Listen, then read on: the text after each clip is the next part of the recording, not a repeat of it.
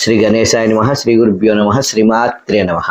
శ్రీమాతా శ్రీ మహారాజ్ఞి ఛానల్కి స్వాగతం. అందరికీ నమస్కారం. మనము శ్రీ లలితా సహస్రనామాల అర్థాలు తెలుసుకుంటున్నాము. దానిలో భాగంగా 112వ నామం నుండి 125వ నామం వరకు అర్థాలు తెలుసుకుందాం. అరుణాం కరుణాతరంగితాక్షీం ధృతపాశాంకుశ పుష్పబాణచాపాం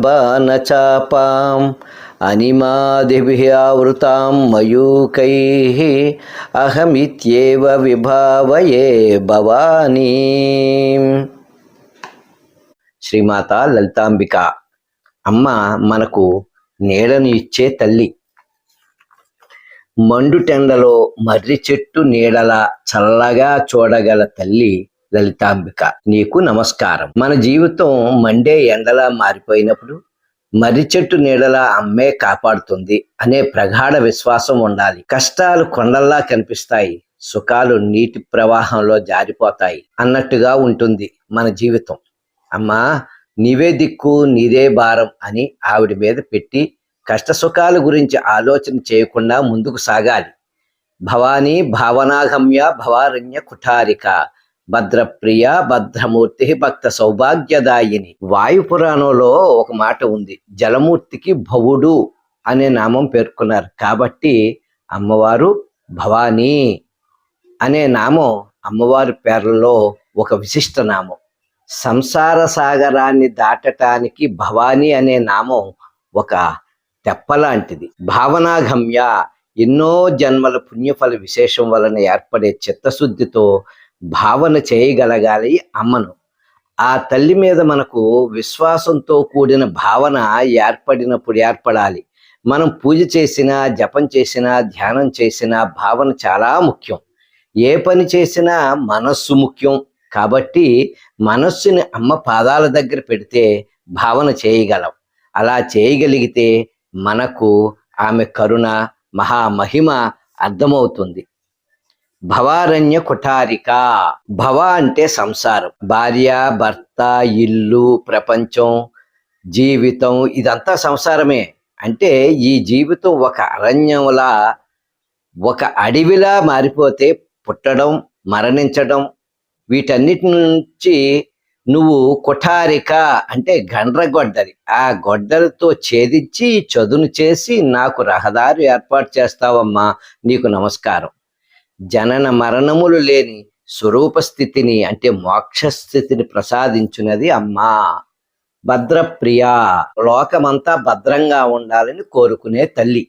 భద్ర అనగా మంగళకరమైన కార్యములు, ప్రియ అంటే ప్రీతి గలది, అంటే మంగళప్రియా. భద్రమూర్తి, ఆమె స్వరూపమే మంగళం, ఆమె రూపాన్ని తలుచుకోవటమే మంగళం. అలాగే భద్రమూర్తి అయిన మంగళకరుడు, శుభంకరుడు అయిన శివుని భార్య. భక్త సౌభాగ్యదాయిని, ఆవిడ లక్షణాలు తెలుసుకుని ఆచరిస్తే మనకు ఆమె సౌభాగ్యాన్ని కలగజేస్తుంది. సౌభాగ్య లక్షణాలు అంటే అసూయ లేకుండా ఉండుట, అతి నిద్ర లేకుండా ఉండుట, సమానమైన భోజనం, హితమిత భాషణం అంటే ప్రేమగా మాట్లాడటం, తక్కువ మాట్లాడటం, ఇవి సౌభాగ్య చిహ్నాలు. ఇవి కూడా అమ్మ అంబిక కృపచే మనకు సులభంగా అందుతాయి. భక్తి ప్రియ, భక్తిగమ్య, భక్తివశ్య, భయాపహ. భక్తి ప్రియ, భక్తి అంటే అమ్మకు ఇష్టం. భక్తి ఉన్న భక్తులంటే అమ్మకు ఇష్టము అని అర్థం. భక్తి అంటే పరమాత్మ మీద పరమ ప్రేమతో మనస్సు లగ్నం చేయగలగడం. అలా చిత్తశుద్ధితో ఉన్నవారంటే అమ్మకు మహాప్రేమ. భక్తి గమ్య, అట్టి భక్తి ద్వారా అమ్మను చేరగలం. భక్తి నుండి జ్ఞానం, జ్ఞానము నుండి వైరాగ్యం, వైరాగ్యం ద్వారా గమ్యం చేరువారిని చూసి అమ్మ మెచ్చుకుంటుంది. భక్తి వశ్య, అటువంటి భక్తికి అమ్మ వసుపడినది. భయాపహ, ఇవన్నీ ఆచరిస్తూ లలితా సహస్రం చదువుకుంటూ ఉంటే భయాలకు కారణం తెలుస్తుంది. భేదభావం ఎక్కడ ఉంటే అక్కడ భయం ఉంటుంది. అమ్మా, నువ్వే నేను, నేనే నువ్వు అనే తత్వం తెలుసుకుంటే ఉన్నది ఒక్కటే అని తెలిస్తే భయం ఉండదు. శరణాగతి అనే భక్తితో ఉంటే ఏ విధమైన భయం లేకుండా చేస్తుంది అమ్మ. శాంభవి శారదారాజ్య సర్వాణి శర్మదాయిని.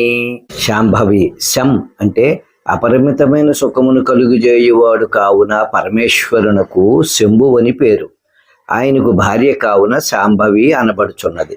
8 సంవత్సరముల వయసున్న కన్యకకు శాంభవి అని పేరు. ఆ కన్య రూపముతో అంబికయే ఉన్నదని భావించాలి, నమస్కరించాలి, పూజించాలి. శారద ఆరాధ్య, శరన్నవరాత్రుల్లో ఆవిర్భవించినది కావున శారద. అలాంటి శారద రూపిని విశేషించి పూజించదగినది కావున శారదారాధ్య. కాశ్మీరీ పీఠములో శారదా రూపమే ఉన్నది. శర్వాణి, అష్టమూర్తులలో భూమి స్వరూపమైన గల శివుడు, ఆయన పేరు శర్వుడు. సర్వాయిచ్యుతిమూర్తయే నమః. ఆయన భార్య కావున సుకేసి శర్వాణి. శర్మదాయిని, మనకు సుఖపడే యోగము లేకున్నా తనను భక్తితో శరణాగతితో సేవించు వారికి సుఖమును కలుగజేయును. శ్రీమాత్రే నమః.